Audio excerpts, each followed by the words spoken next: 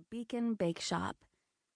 Although our grand opening had been a little rough, the Beacon had swiftly become the heart of Beacon Harbor.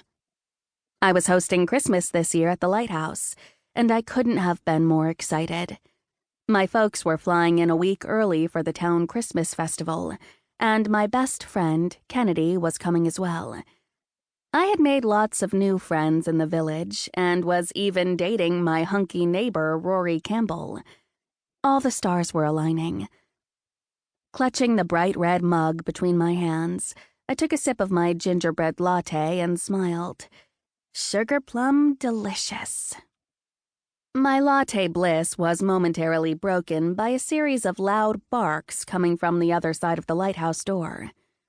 The Beacon Harbor Lighthouse was a large structure, housing both my spacious living quarters and the Beacon Bakeshop. The door that separated the two was a historic wonder of 6-paneled oak. Although original to the lighthouse and beautiful, it wasn't entirely soundproof. Welly had heard the UPS truck, which meant that Hank was visiting, and whenever Hank appeared at the lighthouse, it meant a treat for Welly. It was 5 minutes until closing, and the last customers had left 10 minutes ago. For obvious reasons, drool being a close second to shedding fur, my giant, lovable pup wasn't allowed in the bake shop during business hours and was permanently banned from the kitchen. However, during the warmer weather, all dogs were allowed in the Beacon's outdoor pup cafe.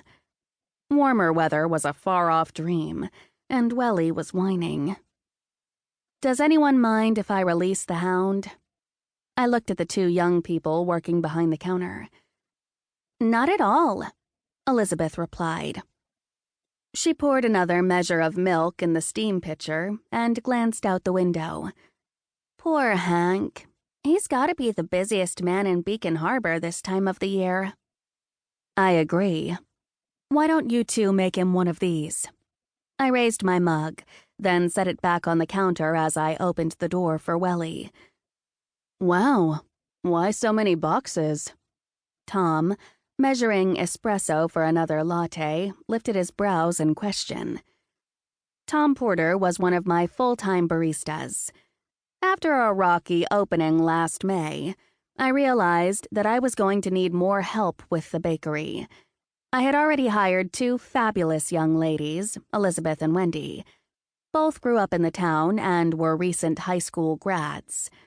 Elena, their friend, was hired shortly thereafter, completing what I commonly referred to as the three amigos.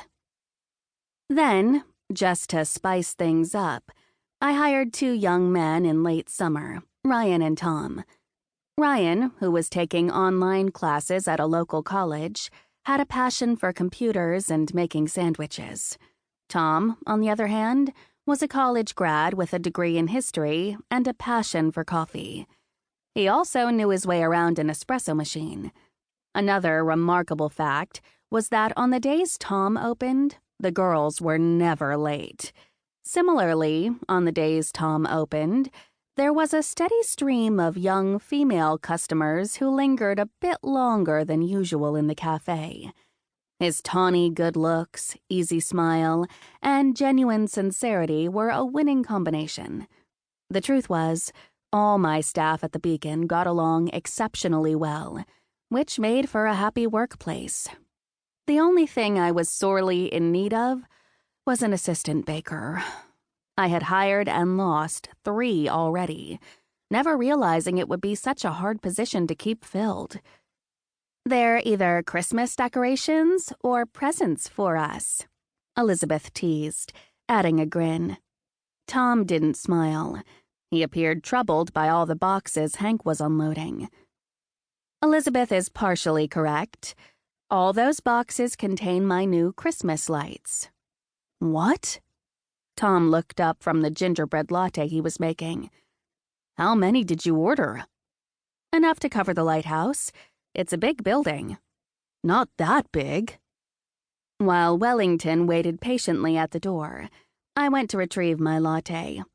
Taking a sip, I asked, "Have either of you two ever seen the movie Christmas Vacation?"